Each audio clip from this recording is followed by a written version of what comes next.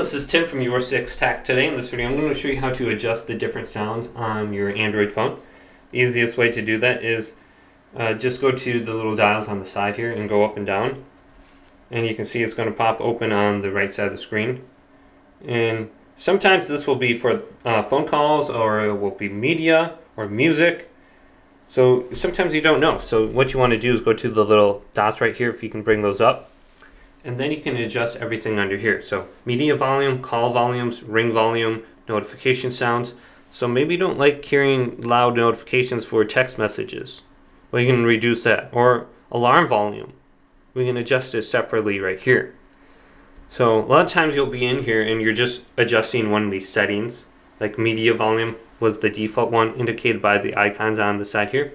But when you get a phone call, well, the phone call is going to be a different setting. So another way we can get there is go to settings from swiping down from the top. Then go to sound and vibrations. And you have this entire layout here for the mixer. And here's the different audio options for your phone. So if you want to adjust the alarm volume, boom, right there. Hopefully this video did indeed help you out. If it did, leave it a big thumbs up and subscribe to my channel down below for more technical videos coming up next on Your 6 Tech.